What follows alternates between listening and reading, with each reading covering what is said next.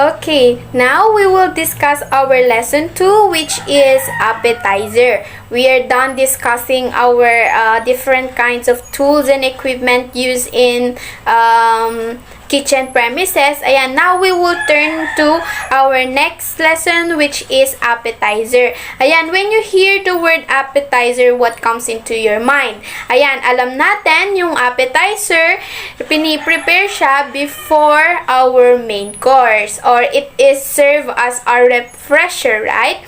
So, appetizer was originally sa mga Athenians. So, as a buffet in the 3rd century BC, they would serve sea urchins, cockles, sturgeons, and garlic. Ayan, ito yung mga pinaka-appetizer na piniprepare ng mga Athenians natin. So, they were unpopular. Ayan, so to start as these tiny meals weren't followed up with the main course, leaving everyone hungry and waiting more. Ayan, so while you are waiting for your main course or dun sa mismong kakainin natin, ayan, so piniprepare nila yung appetizer. So, as you experience this na pag nakikain tayo dun sa mga kainan, ayan, they will prepare first our appetizer. Ayan, so the word itself, appetizer, it is ayan, being used by the American and England in 1860s and more local flavor than hors d'oeuvre. Ayan, for a time, appetizer are served between the main course and dessert as a refresher. But by the 20th century, they had taken their place as a precursor to the main course. Ayan.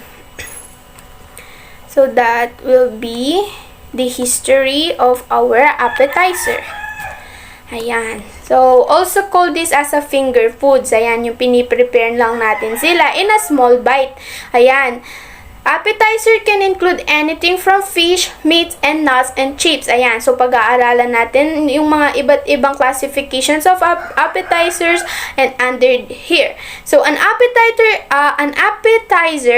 is a food or drink served usually before the meal to stimulate our appetite. Ayan, so it is prepared into bits and pieces to enhance the taste buds and increase the craving for foods.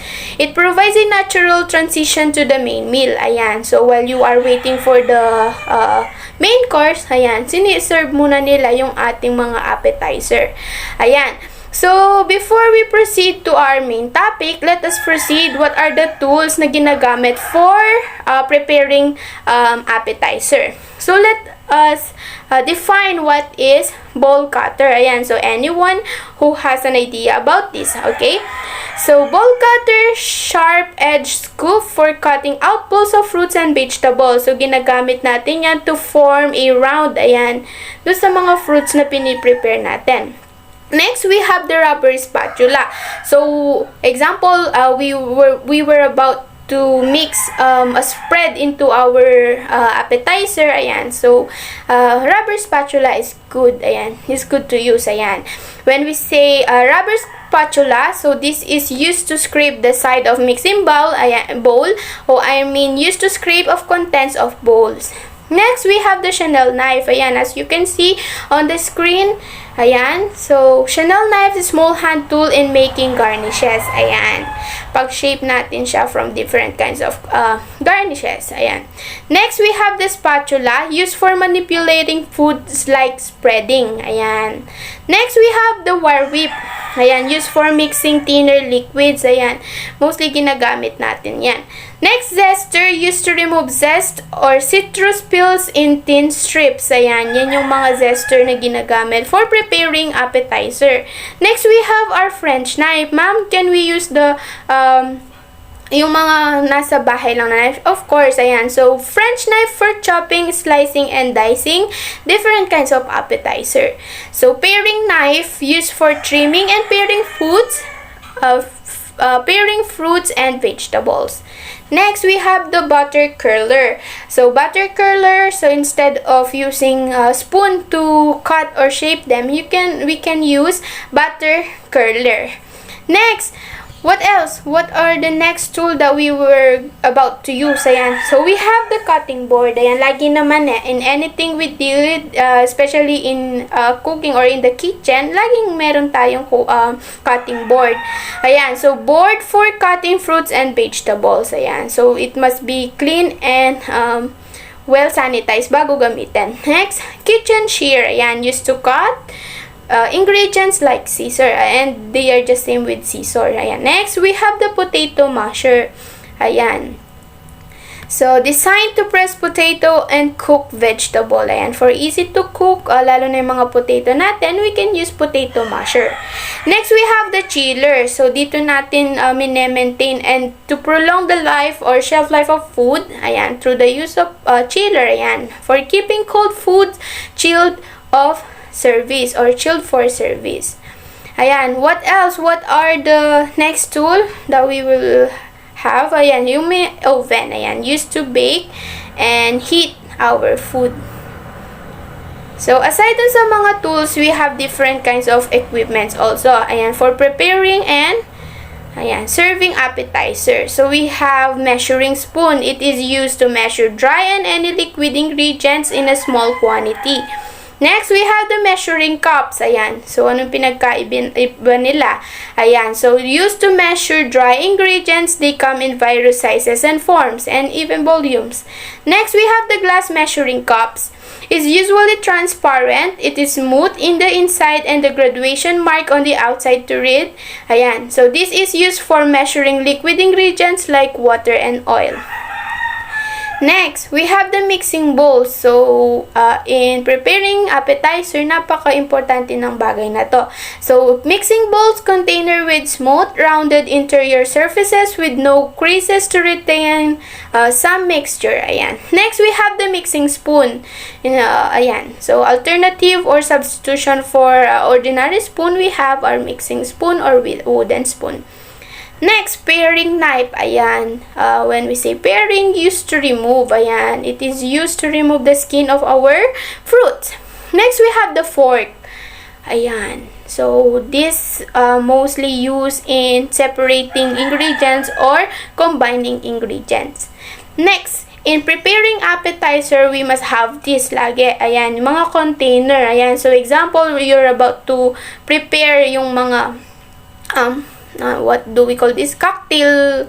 Ayan. So, you have or you are going to need this kind of equipment, which is container. So, container of different sizes and shapes. Ayan. Next, yung mga cooking range natin and stove. What else? Refrigerator, strainer, and colander. Ayan. Ayan, so a good appetizer, whether hot or cold, should be light and served in small quantities. Fresh vegetables and salads, fruits or meat, and even fish can be made up into appetizer. So, example, gagawa tayo ng canapé. Ayan, so if you are familiar with canapé, they are just a small bites preparing just like, example, meron lang siyang base, meron lang siyang spread and garnish. Ayan, so isi-serve na natin siya. And that is canapé. So, it's a small portion lang lagi. When we say appetizer, they are not in a small amount, ayan, or portion ng pagkain. Ayan, small bite lang sila lagi.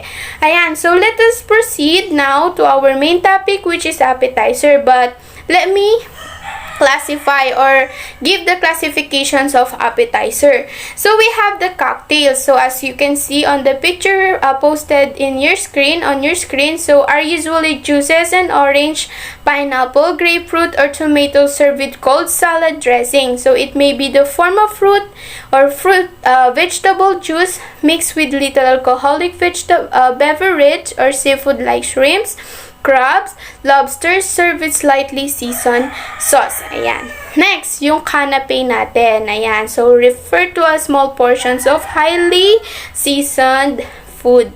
Next, it is a combination of canapés, olive, stop, celery, pickled radishes, and fish. Ayan. So, ano pa ba? Yung mga ordinary na pwede natin gamitin, just like sausage, ham, hotdog, ano pa ba? Bacon, egg. Ayan. So, mostly yun yung ginagamit for making canapé. Next, another. So, canapé again. Ayan, small pieces of bread. Mostly, bread yung ginagamit dyan. Yung mga cut-out breads, yung cut-out biscuits. Ayan. Next, yung mga relishes. So, when we say relishes, these are pickled items which are raw or crisp vegetables such as julienne, carrots, celery sticks. Ayan. They are formed in julienne cut. Relishes are generally placed before the guests in a slightly deep boat-shaped dish. Ayan. Next, mga petty salad. Ayan. So, if you are preparing example, vegetable salad, yan, pwede tayong gumamit ng petty salad. Ayan. So, when we say petty salad, they are just both with canapé. Small portion lang sila, but the difference is vegetable salad yung ginagamit as a ayan, yung as a base niya. Next are small portions of salad and usually display the characteristic found in most salads. Ayan. Next, we have the chips and dips. Ayan, ma'am, can we prepare? Ayan. So, for ordinary occasions, you may prepare chips and dips. Ayan. Pero, pag naman kasi malakihan yung occasion na ginagawa ninyo, you may prepare canapé, cocktails, ayan, mga relishes, ayan. So, for chips and dips are popular accompaniments to potato chips, crackers, and raw vegetables. Proper consistency in the preparation is important for many dips. It must be not so thick that it cannot be scooped up without breaking the chip or crackers. Next, ano pa ba yung another classifications of, ayan, what do you call this? Appetizer is the fresh fruit and vegetables. Same with relishes lang yan. Ayan, are the simplest appetizer. Ayan, you're about to prepare na ganyan lang sila. Ayan, fruits are good appetizer because they give an attractive appearance, fragrance, appealing taste, and delicious flavor. For example, you could serve a platter of thin sliced cucumbers, chunks and red bell pepper, and baby carrots for tray. Ayan. Next, we have the finger fruits. Ayan. So, our variety of appetizer wherein the only requirement is that you keep everything small enough. Ayan. So, ganun lang yung appetizer natin. So, kinaklasify lang natin if it is hot or cold. Ayan. So, in preparing cold appetizer, pag-aaralan natin yon. In preparing hot appetizer, pag-aaralan din yan. Then, we will do a hot appetizer, cold appetizer, and canapé. Ayan. So, next.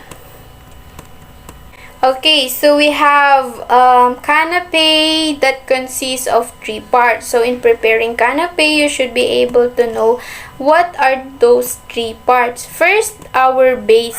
Ano nga ba yung ginagamit for making canapés? Mostly yung ginagamit natin, syempre, yung mga bread cutouts, mga toasted or toast cutouts. What else? Crackers, mostly biscuits, and pan lang yung ginagamit natin for making canapé.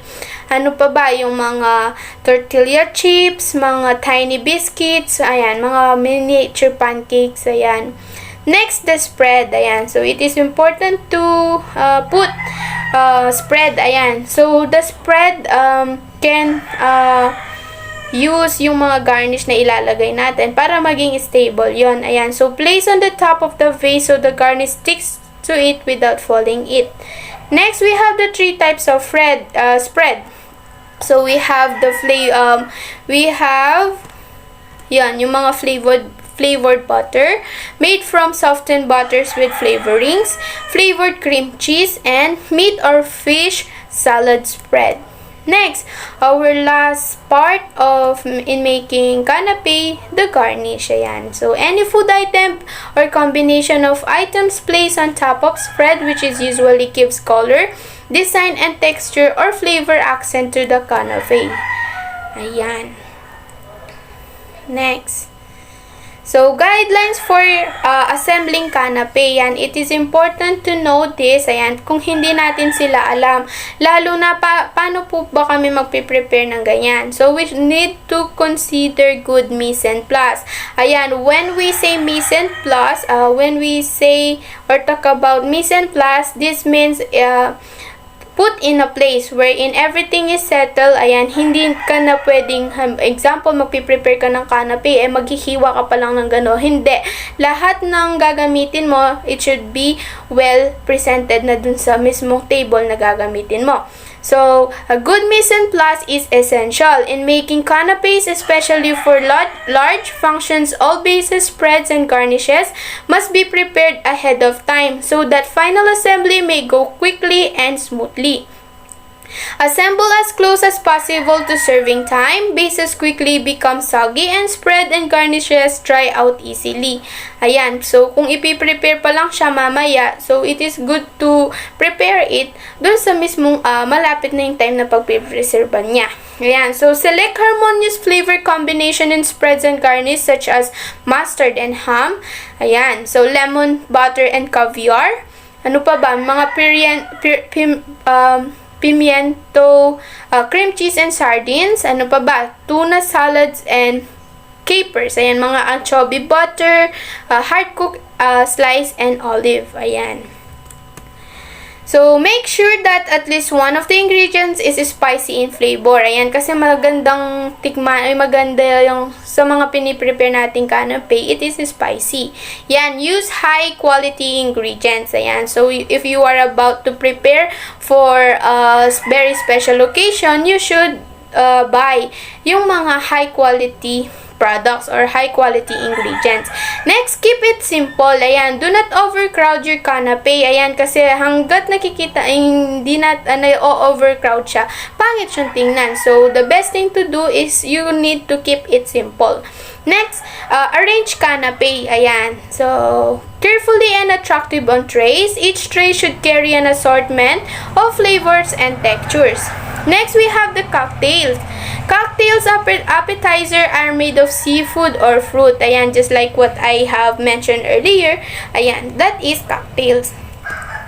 So, ano nga ba yung mga cocktails na pwede natin gamitin or pwede natin kuhanin? Ayan, yung mga oyster and clam, shrimp, crab, ano pa ba? Mga lobster also. Ayan. Next, relishes, different kinds of vegetables wherein it is in julienne cut. Ayan. Mga raw vegetable with dips, mga pickled items. Ayan. So, in preparing a range of appetizer, you need to have a knowledge and skills, ayan, in preparing of different shapes. Ayan, pwede tayong mag-prepare ng naayon do sa gusto natin. So, provides you different recipes in preparing appetizer for your guidance and reference. Next, we have hot and cold appetizer. Ayan. So, when we say hot appetizer, ayan. So, next, we have a fundamentals of plating. How we can ensure that our product is really good in plating. Ayan. So, here, let me show to you. Ayan. So, unang fundamentals na ginagamit or kino-consider is balance. Ayan. So, as you can see on the picture, everything is in balance. Ayan. So, the rules of good menu balance also apply for plating. Select foods and garnishes that offer variety and contrast. Ayan. Kung nakikita nyo doon sa picture, everything is in balance. Next, color. Ayan. 2 or more colors on a plate are usually more interesting than one. Garnish is also important. Ayan. Kaya kailangan pag nagpiprepare tayo ng canapé, ayan, or appetizer, ayan, dapat katumba siya ng dalawang kulay. Kasi pag yung isa lang yung kulay niya, magiging hindi maganda. Ayon. So, 2 or more colors on a plate are usually more interesting than one. Garnish is also important. Ayan. Shapes also. Ayan. Next, yung texture niya. Ayan. Not strictly visual consideration, but important in plating menu planning. Ayan. Next, flavors. One of the factors to consider when balancing color, shapes, and textures on the plate. Ayan, flavor. Next, portion size. Yan. So, yung mga appetizer, canapé na piniprepare natin, lagi lang silang in a bite size lang sila. Next, how we can store appetizer. So, pag hindi naubos, kaya ipiprepare pa lang sila. Ayan. Storing salads and appetizer is one of the most important activities done in preparing them to maintain freshness and to avoid spoilage. Ano yung mga healthy practices na pwede natin gawin? Keep the food preparation area separate from eating, playing, laundry, bathroom, and toileting areas. O, saan lang natin sila ilalagay? So, if we were about to cook, ayan, sa kitchen lagi. Next, never have raw meat or pork out on the corner or sink near fruits and vegetable. Huwag pagsasamahin because it will contaminated dun sa meat na pwede nilang makuha. Ayun, tas maa-adapt nung ano. Ayun. So, that is for cross-contamination. Next, always wash hands. Ayan. So, in preparing, before and after, you should wash your hands. Ayan, so next, in preparing different appetizer and canapé, you should wash your fruits and vegetables first before you serve them. Ayan, so next, plan ahead of don't frozen. Ayan, kung gagamit ka ng mga frozen meat, you're about to thaw them early or ahead of time. Next, avoid preparing food when ill. Ayan, kasi baka makontaminate nung sakit mo yung mismong pagkain na piniprepare mo. Next, keep old foods until you serve them. Ayan, so kung hindi din naman siya ipiprepare ngayon, pwede na naman natin siyang i-prepare dun sa oras or dun bago yung oras na kakailanganin siya. Next, be sure that meat, fish, poultry, and egg products are kept in the refrigerator until you already serve them. Next, keep hot foods until they are served. Always serve appetizer on a clean plate. Next, avoid the necessary handling of ingredients. Ayan na, lalo na pag may nakakakita sa'yo. Ayan. So, avoid using or unnecessary handling of food or ingredients. Next, wash raw food thoroughly before cooking. Wipe off dirt from cans before opening canned goods. Cover the food properly. Store ingredients in properly sealed container. Ayan. Next, tools and equipment na lagi natin ginagamit in preparing appetizers and canapé. Ayan, so chiller, refrigerator, what else? Yung mga containers of salads or for appetizer. Next, how we can store and prolong the life of our products. Ayan. So, storing techniques, storing foods could be done through the following techniques. So, we can use what? Refrigerator and cold storage. Ayan, so refrigerate to keep food or cool. Or cool. Next, cold storage, the process of preserving food by means of refrigeration. Ayan. So, what will be our sanitary practices to maintain na malinis yung prepare natin for canapés? Ayan. When storing salad and appetizer, you must handle the food properly and prevent contamination. Next, we need to wash our utensils first before we may use them. Next, keep off hand to a minimum contact to ingredients and food and keep away from food when you are ill. Next, store food and ingredients properly. Ayan, safeguard the food during distribution and serving. Ayan. Next, ayan, chill to refrigerate or to reduce the temperature of food. We need to place it in a cold storage like refrigerator to preserve perishable food. Next, yung chilling natin. Ayan, it is used to refrigerate to reduce the temperature of food. Ayan, so doon lang umiikot yung ating appetizer. Ayan, so na-discuss natin yung mga different tools. Ano nga ba yung mga different classifications of appetizer? Ayan, ano nga ba yung 3 parts in considering or in preparing canapé. Ayan, so that will be the end of our lesson. Ayan, thank you for listening.